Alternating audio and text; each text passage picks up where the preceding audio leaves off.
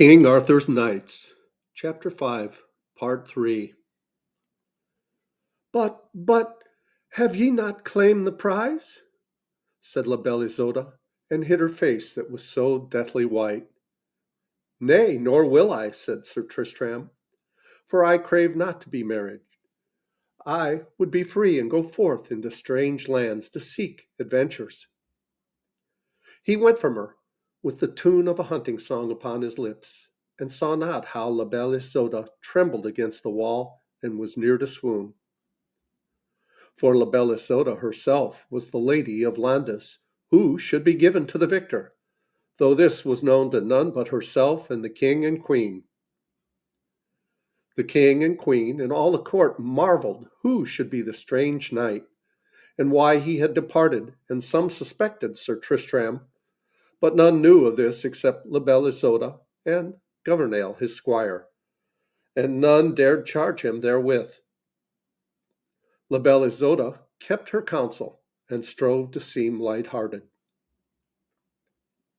It fell upon a day that Sir Tristram was disporting himself with other knights at a game of ball upon the green before the castle, and had left his sword hung upon the post beside his seat in hall.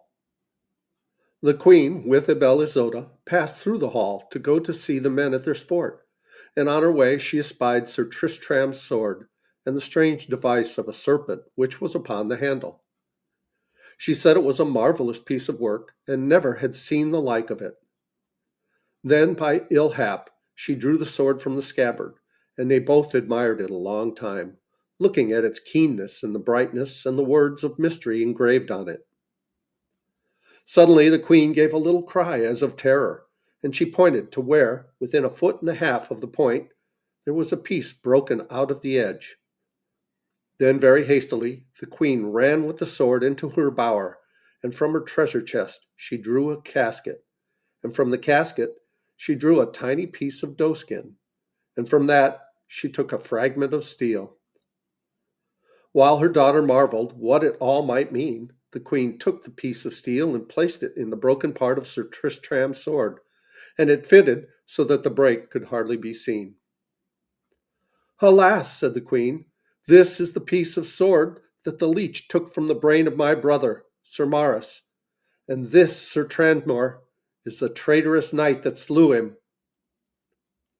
The heart of La Belle Isotta stood still for fear of the ill that would befall Sir Tristram, for she knew her mother's rage. The queen caught up the sword fiercely in her hand and rushed from the room.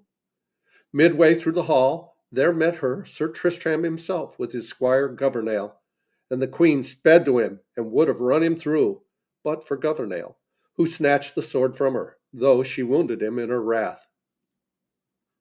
Finding her rage thus put to naught, she ran to King Anguish and threw herself on her knees before him, crying out, "O my lord and husband, here have ye in your house that traitor knight that slew my brother and your champion, that noble knight Sir Maurice.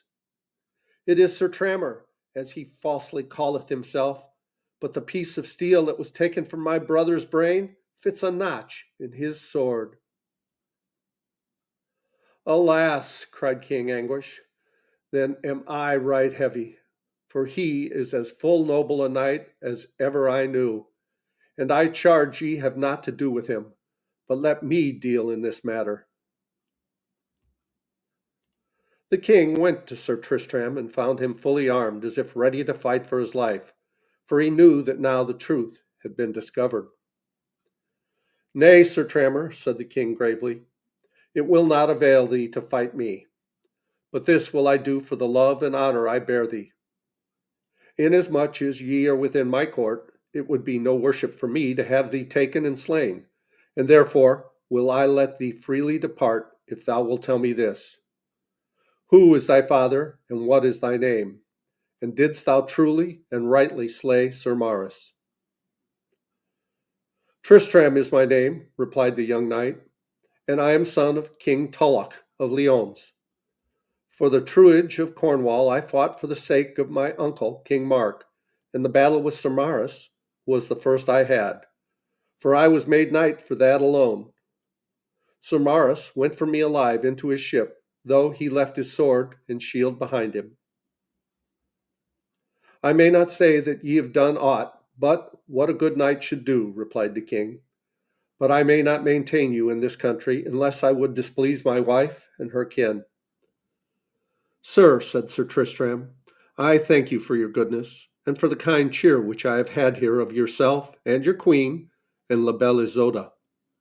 I will depart straight away when I have bidden your daughter farewell, for I owe my life to her gentle hands. And I promise this, that I will be your daughter's servant and knight in right or wrong, to shield her and fight for her, and do all that a knight may do in her behalf, as long as I live. Then took he his leave of La Belle Isoude, and he told her all how he had come to that land. He thanked her heartily for all her gentleness to him and for her healing of his wound. At first she stood silent, changing red and white of face, and with downcast eyes, her fingers straining about each other. When he swore that he would be her knight to fight for her whenever she should send for him, and bade her good-bye, she took the hand which he held forth, but would not look at him. Tristram wondered why her fair hand was so cold. Good-bye, and God be with ye always, La Belle Isoude replied in a faint voice, and then turned and went from him. Tristram thought she was angered with him for the slaying of her uncle. So in a little while he rode forth with Gouvernail down to the seashore and looked back not once. There he entered by a ship, and with good wind he arrived at Tintagel in Cornwall, and King Mark and all his barons were glad that Tristan was whole again. Then Sir Tristram went to his father, King Tulloch, and there was made great cheer for him, and the wide lands were given him.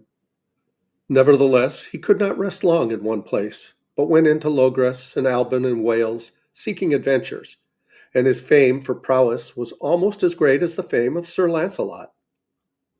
Wherever he went, he took his harp, and in hall and bower his favourite songs were those that praised the beauty of La Belle Isoude, her gentle ways, and her soft white hands.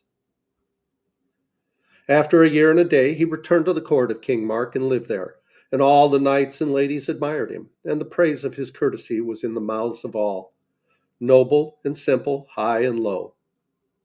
Then King Mark, his uncle, began to hate him for the love that all bore him, and since he had never married and had no son to whom his kingdom should go after his death, he saw that Sir Tristram would have it, for he was his next of kin, and then with Lyones and Tintagel the fame and power of Tristram would increase abundantly. So the king began to cast about in his mind for a way whereby he might do some hurt to Sir Tristram, or even destroy him. He called the young knight to him one day and said, Dear nephew, I have been thinking a long while of taking unto myself a wife, and I hear much of the beauty and goodness of the king's daughter of Ireland, whom men call La Belle Isoude. Now I would that you go to the king and bear my message to him. Sir Tristram was troubled in mind at these words. Since he had left La Belle Isoude, he had had no ease of spirit, for now he knew that he loved her. Though she had been angered with him for his slaying her uncle, and he knew that the queen and other kinfolk of Sir Maurice would surely slay him if they could, yet he had hoped in a while to have gone to King Anguish and found some way to win Isoude for his wife. Ye are feared to go then? Sneered King Mark, noting the silence of Sir Tristram. Then I will e'en send some other knight that is bolder. At that Sir Tristram flushed hotly and said, I fear not to go there or anywhere, and I will bear thy message, sir. It is well, said the king. I will send thee with a fine ship and a rich company of knights, and I will get my scrivener to write my message. Now King Mark said all this by reason of his craft and treachery. He had heard how Sir Tristram had been full of the praises of La Belle Isoude, while yet, as he had learned, Sir Tristram had not promised himself in love to her. By his crafty speech, King Mark had hoped to make Sir Tristram promise to go to Ireland to obtain her, not for himself, but for King Mark. So therefore, if the king married La Belle Isoude, This would cause some grief and hurt to Sir Tristram. But King Mark cared not overmuch whether he wedded La Bella Isotta or not. He believed that Sir Tristram would of a surety be slain by the kin of Sir Maurice in Ireland, and, if so, King Mark's plot would succeed to the full. Sir Tristram, sad and troubled, went apart and rode into a forest, for now he knew that he had done himself an ill turn. The lady he loved and whom he wanted to wife for himself, he had now promised to woo for another. As he rode moodily through the forest drive, a knight came swiftly riding on a great horse, its flanks flecked with the foam of its speed. "Fair knight," said the stranger, "will ye of your courtesy tell me where I might quickly come at a knight called Sir Tristram of Lyons?" "I am he," said Tristram. "What would ye?" "I thank heaven that hath led me to you, sir knight," said the other. "Here is a message from my master, King Anguish of Ireland, who is in dire peril of honor and life, and craves aid of you for the love that hath been atween you." Sir Tristram, much marvelling, took the parchment and read, "These to you, Sir Tristram of Lyons, most noble knight, from his lover and friend, King Anguish of Ireland, in sore trouble and straits at Camelot. Know ye, Sir Tristram, that I have been summoned to King Arthur's court on pain of forfeiture of his lordship's royal grace, to answer a charge whereof I knew not till I came here, which is that by treason and felony I caused to be slain in my court in Ireland a cousin of Sir Bleobaris de Ganis and Sir Blaumor de Ganis, and of this evil deed these knights do most falsely accuse me. And there is none other remedy than for me to answer them in knightly fashion, my armed body against theirs. But inasmuch as I am old and my wasted arms could not avail me, and in that they are of such renown and prowess that none of my knights may hope to overcome them, I pray ye, Sir Tristram, of your ancient love for me, to come to my aid and fight for me as my champion in this most cruel charge. But if ye will not, and if ye choose to remember rather that I thrust you from my court, and would not protect you against those that meant you ill, then forgive my request, and leave me to my fate and my dishonor." The heart of Sir Tristram lifted within him for love of the good old king, and turning, he said, "For what day is the trial by combat which your master speaketh of?" "For midday, on the day before next Sabbath," said the knight.